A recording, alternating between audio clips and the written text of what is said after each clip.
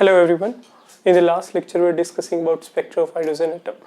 Today we will discuss further, and that is first of all we will discuss about Rutherford's limitations of atomic model. Rutherford की क्या limitations थी भी, और जिन limitations के लिए हमारे पास नील बोर मॉडल आया. तो Rutherford limitations क्या क्या थी? Rutherford's limitation of an atom. सबसे पहले हुआ क्या कि हम लोग को एक बार दोबारा से देख लेते हैं. रदरफोर्ड ने बताया कि जो एटम है उसके अंदर न्यूक्लियस प्रेजेंट है, और न्यूक्लियस के चारों तरफ हमारे पास जो इलेक्ट्रॉन्स है वो घूमते हैं, और इलेक्ट्रॉन्स जो है वो ऐसे घूमते हैं कि इनके बीच में फोर्सेस ऑफ अट्रैक्शंस जो है वो इसके घूमने की वजह से, सेंट्रीफ्यूगल फोर्स की वजह से, जो ये दोनों हैं ये नज़दीक ना आ पाए. इन्होंने इस पर्टिकुलर चीज़ को क्या करा था, इन्होंने इस पर्टिकुलर चीज़ को कंसिडर करा था कि ये इक्विवेलेंट है किसकी तरह, जैसे सन जो है उसके चारों तरफ क्या घूमती है, अर्थ घूमती है. ओके, तो ये ऐसे इन्होंने कंसिडर करा था. नाउ द थिंग इज कि जो हमारे पास इलेक्ट्रॉन है और जैसे कि न्यूक्लियस है, ये बहुत ही छोटी बॉडीज है, माइक्रोस्कोपिक बॉडीज है. और माइक्रोस्कोपिक जो सब्सटेंसेस हैं और वो जो मैक्रोस्कोपिक बॉडीज है, उनकी जो हमारे पास मोशन है ना, उनकी जो मोशन है या फिर मूवमेंट है वो सेम नहीं हो सकती. पहला पॉइंट तो ये था भाई कि माइक्रोस्कोपिक बॉडीज और मैक्रोस्कोपिक जो बॉडीज है उनका जो मोशन है, उनकी जो मूवमेंट है, चाहे वो किसी भी टाइप की हो, वो सिमिलरली हम कंसिडर नहीं कर सकते. There has to be some difference. Okay, now the major drawback of this model is according to electromagnetic theory of light. जो हमने इलेक्ट्रोमैग्नेटिक थ्योरी पढ़ी थी भाई, जिसमें मैंने आप लोगों को बताया था जो लाइट है हमारे पास वो क्या है, एक इलेक्ट्रोमैग्नेटिक वेव.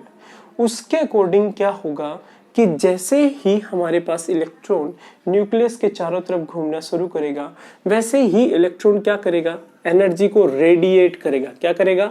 एनर्जी को रेडिएट करेगा और एक्सेलरेट होता जाएगा. और एक्सेलरेशन होने की वजह से जो ये पाथ था ये छोटा होता जाएगा. सबसे पहले क्या होगा भाई, रेडिएट करेगा एनर्जी को, और रेडिएट करके एनर्जी को हमारे पास जो एक्सेलरेशन है वो बढ़ती जाएगी. और एक्सेलरेशन अगर हमारे पास बढ़ती जाएगी तो उसकी वजह से क्या फर्क पड़ेगा भाई, एक्सेलरेशन बढ़ने की वजह से हमारे पास जो इलेक्ट्रॉन है उसका पाथ जो है वो कैसा होता जाएगा, पाथ स्मॉल होता जाएगा. दैट्स वाई जैसे जैसे ये छोटा पाथ होता जाएगा, एक टाइम ऐसा आएगा कि इलेक्ट्रॉन जो है वो न्यूक्लियस पे क्या हो जाएगा, फॉल हो जाएगा. सो इलेक्ट्रॉन में फॉल ऑन न्यूक्लियस. अगर इलेक्ट्रॉन न्यूक्लियस पे फॉल हो गया, इसका मतलब एटम क्या है भाई, एटम क्या है, एटम है अनस्टेबल. लेकिन एटम तो अनस्टेबल नहीं होता, एटम तो क्या होता है, स्टेबल होता है. तो इस वजह से जो रदरफोर्ड मॉडल था एटम का वो क्या हो गया भाई, वो डिस्कार्ड हो गया, और रदरफोर्ड मॉडल ऑफ एटम को जो है उसे डिसअप्रूव कर दिया गया. ठीक है. इसके अलावा और लिमिटेशंस अगर हम बात करें तो इसने जो हमने लाइन स्पेक्ट्रा पढ़ा था, आप लोगों को याद हो लास्ट टाइम हम लोगों ने स्पेक्ट्रोस्कोपी पढ़ी थी, और मैंने आप लोगों को स्पेक्ट्रा ऑफ हाइड्रोजन एटम बताया था, जिसमें लाइमन, बाल्मर, पाश्चन, ब्रैकेट और फन सीरीज होती है. ठीक है. तो जो लाइन स्पेक्ट्रा था किसका, हाइड्रोजन एटम का, उसको भी ये जो मॉडल था वो एक्सप्लेन नहीं कर पाया बेटा. तो इस वजह से ये जो हमारे पास रदरफोर्ड मॉडल था वो क्या हो गया, वो हमारे पास डिसप्रूव हो गया या फिर उसे नकार दिया गया. नाउ नेक्स्ट जो हमारे पास मॉडल आया, जिस मॉडल को हम लोग बोलते हैं प्यारे बच्चों क्या, जिस मॉडल को हम बोलते हैं नील बोर्स मॉडल. और नील बोर का जो मॉडल है ना भी, उसने बहुत सारी चीजें एक्सप्लेन करी, और नील बोर ने ना मैक्सिमम चीजों को कैलकुलेट कर दिया था. जैसे अगर मैं एनर्जी की बात करूं, रेडियस की बात करूं, ठीक है. तो हमारे पास नेक्स्ट जो मॉडल है वो क्या है, नील बोर्स मॉडल और bourse model of an atom. ठीक है.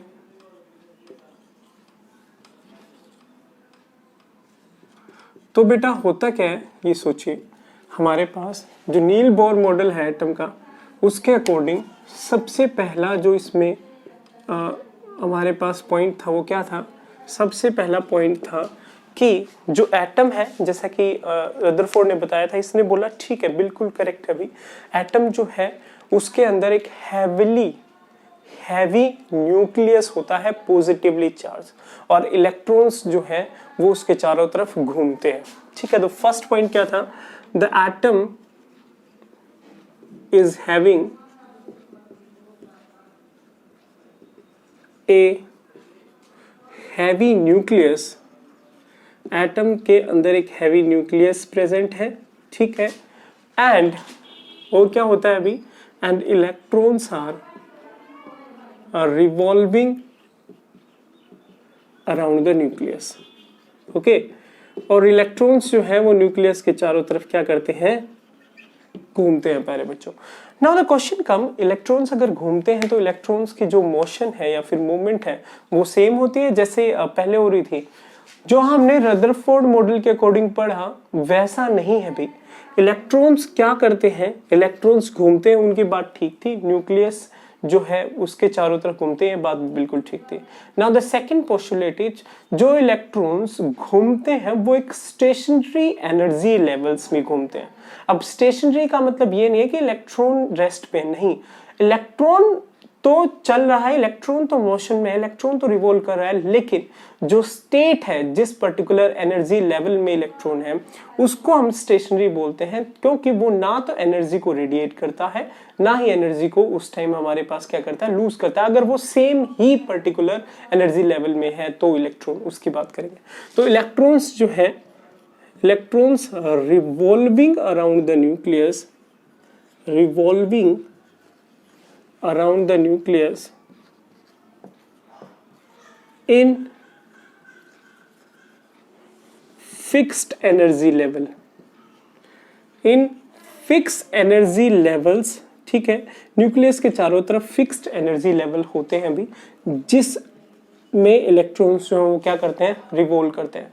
फिक्स्ड एनर्जी लेवल और व्हाट, और इसको हम कह सकते हैं स्टेशनरी एनर्जी लेवल, ठीक है। और स्टेशनरी एनर्जी लेवल को हम लोग स्टेट्स भी बोलते हैं अभी, ठीक है। Okay, these are also called as state.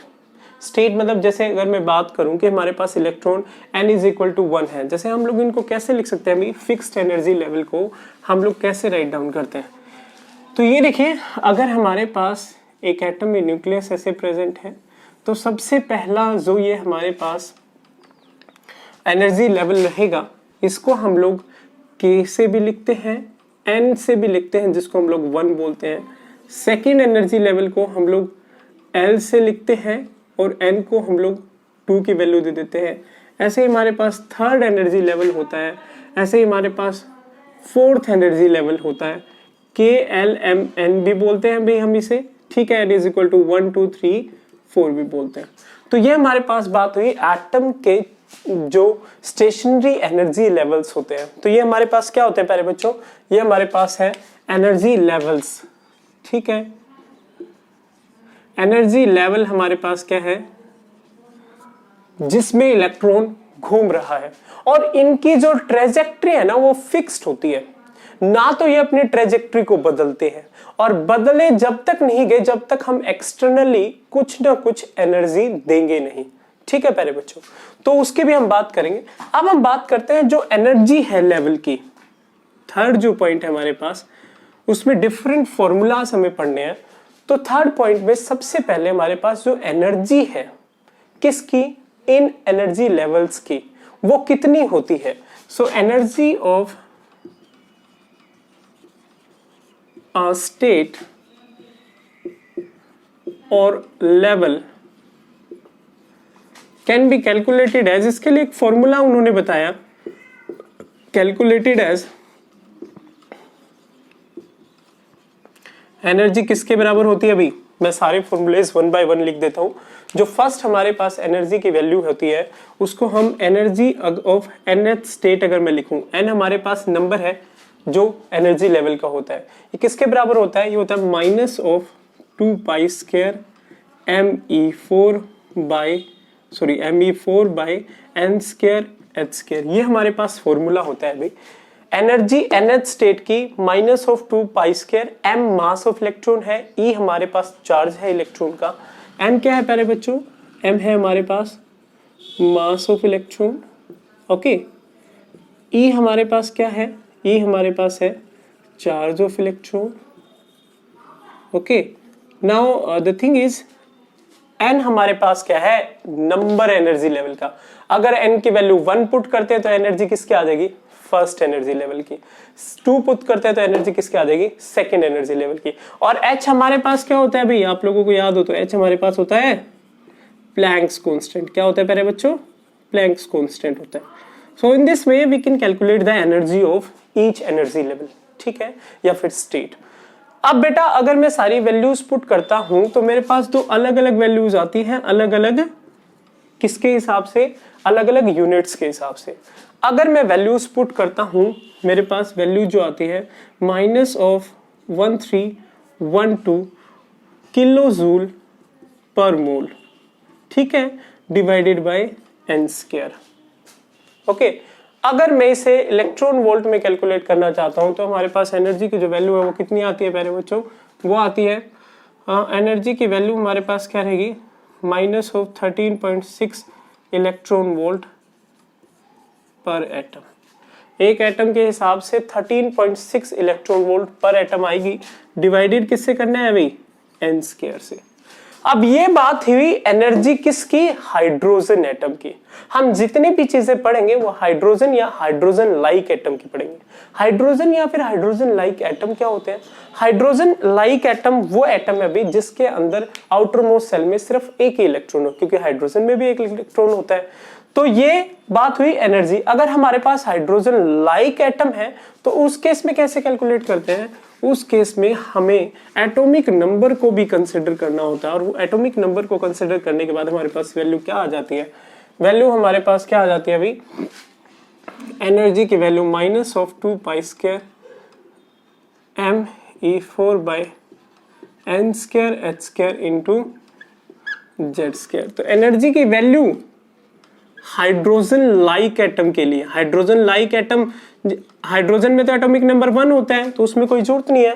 लेकिन अगर मैं बात करूं हीलियम के पॉजिटिव चार्ज न्यूक्लियस की, ठीक है, तो उस केस में क्योंकि इसके अंदर एक इलेक्ट्रॉन मैंने निकाल दिया तो इसमें इलेक्ट्रॉन हाइड्रोजन के सिमिलर लाएंगे, तो इस केस में हमें Z से मल्टीप्लाई करना पड़ेगा। नेक्स्ट हमारे पास अभी अगर मुझे रेडियस निकालनी है प्यारे बच्चों, क्या निकालनी है, रेडियस किसकी, इस ऑर्बिट की। तो रेडियस ऑफ द ऑर्बिट, अच्छा अब ये ऑर्बिट क्या कह रहा हूं मैं, इन एनर्जी लेवल्स को जिसमें इलेक्ट्रॉन्स घूमते हैं ना, इनको हम लोग क्या बोलते हैं प्यारे बच्चों, इनको हम लोग ऑर्बिट भी बोलते हैं, ठीक है। और जो ऑर्बिट है इसकी जो रेडियस है वो हमारे पास कितनी होती है, रेडियस की r = a0n²। a0 हमारे पास एक कांस्टेंट वैल्यू है, ये nth लेवल की है भाई। a0 हमारे पास एक कांस्टेंट वैल्यू है जिसको बोलते हैं 52.9 पिकोमीटर। तो ये हमारे पास बात हुई रेडियस ऑफ एन ऑर्बिटल की, that is what, that is Rn = a0n²। अब ये हाइड्रोजन के लिए हुआ। अगर मुझे हाइड्रोजन लाइक के लिए निकालना है तो Rn किसके बराबर रहेगा, a0n²/z। हमें एटॉमिक नंबर को भी कंसिडर करना पड़ेगा। ये किसके लिए अभी, ये हाइड्रोजन लाइक स्पीसीज के लिए है। किसके लिए है, जो हाइड्रोजन लाइक स्पीसीज है, okay. So this is about the value of radius. ऐसे ही हम लोग वेलोसिटी की वैल्यू भी कैलकुलेट कर सकते हैं। तो वेलोसिटी की वैल्यू हमारे पास क्या आती है वो भी देख लीजिए। वेलोसिटी किसकी भाई, इलेक्ट्रॉन की, किस में, एनर्जी लेवल में। तो वेलोसिटी की जो वैल्यू है हमारे पास वो क्या होती है। Now the fifth point is the velocity of electron is, तो इलेक्ट्रॉन की वेलोसिटी कैसे देते हैं अभी, क्या वैल्यू होती है वेलोसिटी की, nth वैल्यू जो है उसकी वैल्यू होती है हमारे पास v = v0z/n। z हमने यहाँ पे एटॉमिक नंबर मैंने सीधा ही बता दिया, v0z/n। n हमारे पास क्या है, नंबर ऑफ ऑर्बिट है कि फर्स्ट एनर्जी लेवल है या second energy level. v0 again constant होता है, उसकी वैल्यू 2.18 × 10⁸ मीटर पर सेकेंड होती है। तो आप लोग एनर्जी निकाल सकते हो भाई, -2π²me4/n²h²। ठीक है, ऐसे ही आप लोग क्या कैलकुलेट कर सकते हो, रेडियस कैलकुलेट कर सकते हो a0n²/z। ऐसे ही आप लोग क्या कैलकुलेट कर सकते हो, velocity v0z/n। z atomic number है, अगर हम हाइड्रोजन लेते हैं तो v0/n आ जाएगा सीधा ही। तो in this way we can calculate the value of velocity, energy and radius. Next जो हमारे पास पॉइंट रहेगा वो पॉइंट क्या है भाई, जो हमारे पास एनर्जी होती है किसी भी पर्टिकुलर एनर्जी लेवल की, वो हमेशा क्वांटाइज्ड होती है। अभी हमने फॉर्मूला देखा, क्वांटाइज्ड का मतलब क्या है भाई, अब हम पढ़ेंगे quantization of energy of an electron. Quantization का मतलब क्या होता है, quantization of energy of electron. जो इलेक्ट्रॉन हमारे पास है उसकी जो एनर्जी है ना प्यारे बच्चों, वो क्वांटाइज्ड होती है। क्वांटाइज्ड एनर्जी का मतलब है कि जो भी इलेक्ट्रॉन, जिसकी भी एनर्जी हम कैलकुलेट कर रहे हैं, उसकी वैल्यू या तो 1 रहेगी, 2 रहेगी, 3 रहेगी, कभी भी फ्रैक्शन नहीं आएगा 1.1, 1.2, 1.3। तो क्वांटाइजेशन ऑफ चार्ज भी होता है और एनर्जी भी होता है। चार्ज भी आपने ये नहीं देखा होगा एक इलेक्ट्रॉन, एक आधा इलेक्ट्रॉन निकल गया, नहीं, एक इलेक्ट्रॉन ही निकलेगा, 2 इलेक्ट्रॉन ही निकलेंगे। तो इसी वजह से जो हमारे पास एनर्जी है वो भी क्या होती है, क्वांटाइज्ड होती है इलेक्ट्रॉन की। और जो एनर्जी की वैल्यू रहेगी उस पर्टिकुलर एनर्जी लेवल में वो क्या रहेगी, क्वांटाइज्ड रहेगी, इसमें फ्रैक्शन वैल्यू नहीं आती है। ठीक है, जो हमारे पास नेक्स्ट पॉइंट है प्यारे बच्चों वो क्या रहेगा, नेक्स्ट पॉइंट है कि अगर हमारा जो इलेक्ट्रॉन है वो इलेक्ट्रॉन सेम एनर्जी लेवल में है तो वो ना तो एनर्जी को रेडिएट करेगा ना ही एनर्जी को गेन करेगा, एब्जॉर्ब करेगा, जब तक बाहर से कुछ एनर्जी नहीं दी जाती है। तो बात आती है कि हमारे पास जो न्यूक्लियस के चारों तरफ इलेक्ट्रॉन घूम रहे हैं उन्हें हमें बाहर से कुछ न कुछ अमाउंट ऑफ एनर्जी देनी पड़ेगी। मान लिया कि हमने बाहर से कुछ अमाउंट एनर्जी दी, ठीक है, और उस एनर्जी की कुछ वैल्यू है हमारे पास, हमने कुछ फ्रीक्वेंसी ऑफ लाइट डाल दी, E = h²। अब हमारे पास इस एनर्जी लेवल की कुछ एनर्जी थी जिसको हम बोलते हैं E1, और ये इलेक्ट्रॉन एनर्जी लेके यहाँ पे आ गया इस पर्टिकुलर एनर्जी लेवल, और इस एनर्जी लेवल की वैल्यू है E2।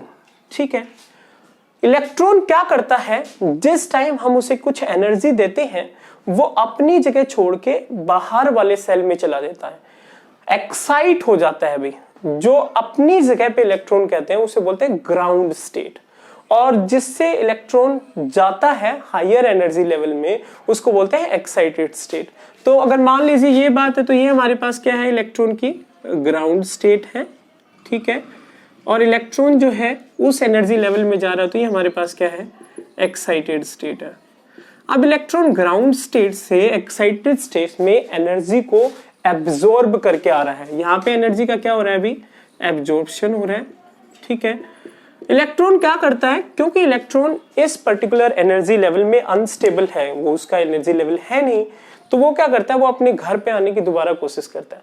इन दैट केस वो क्या करेगा, वो अपने एनर्जी लेवल में वापिस आएगा और कुछ न कुछ एनर्जी को क्या करेगा, एमिट करेगा। और ये जो एमिटेड एनर्जी है ना, इस एमिटेड एनर्जी को हम लोग कैलकुलेट कर सकते हैं, जो कि मैंने आप लोगों को line spectra of hydrogen atom में बताया था। और इस एनर्जी को हम कैसे कैलकुलेट करते हैं, इस एनर्जी को हम लोग कैलकुलेट करते हैं डेल्टा E। E2 हमारे पास एनर्जी उस लेवल की है जिसमें इलेक्ट्रॉन एक्साइट होके गया है, E1 उस एनर्जी, उस पर्टिकुलर लेवल की जिससे इलेक्ट्रॉन एक्साइट होके गया है, मतलब ग्राउंड स्टेट और एक्साइटेड स्टेट। ठीक है, तो ये आपको पता है डेल्टा E हमारे पास किसके बराबर होता है अभी, ये अल्टीमेट सेंस में डिपेंड करता है फ्रीक्वेंसी पे, और फ्रीक्वेंसी को वेवलेंथ में हम कैलकुलेट कर सकते हैं कैसे, hc/λ। h प्लैंक्स कांस्टेंट है, न्यू फ्रीक्वेंसी है, c वेलोसिटी ऑफ लाइट है, लैम्डा क्या है, वेवलेंथ है। लैम्डा क्या है प्यारे बच्चों, लैम्डा हमारे पास है वेवलेंथ। अच्छा सॉरी, मैं इसको दोबारा लिख देता हूँ एक बार, hc/λ। तो ये हमारे पास बात हुई कि हम एनर्जी कैलकुलेट कर सकते हैं या नहीं। तो इसने भाई लाइन स्पेक्ट्रा जो था ना किसका, हाइड्रोजन एटम का, बहुत अच्छे तरीके से एक्सप्लेन करा।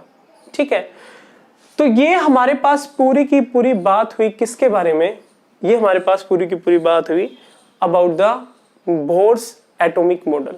इसके अलावा इसमें एक पॉइंट और है, एक पॉइंट और हमारे पास क्या रह जाता है, एक पॉइंट और हमारे पास रह जाता है अभी कि जो एंगुलर मोमेंटम होता है, जैसे हम लोग लीनियर मोमेंटम कैलकुलेट करते हैं वैसे ही हम लोग क्या कैलकुलेट करते हैं, एंगुलर मोमेंटम, क्योंकि एक एंगल पे इलेक्ट्रॉन न्यूक्लियस के चारों तरफ घूम रहा है। तो एंगुलर मोमेंटम को हम m into v into r, m is the mass, v is the tangential velocity, r is the radius जो इनके बीच में, ये भी जो है ये भी किसके इक्वल होता है अभी, nh ओवर 2 पाई के, किसके इक्वल होता है, nh ओवर 2 पाई। n हमारे पास क्या है, एनर्जी लेवल, h ओवर 2 पाई।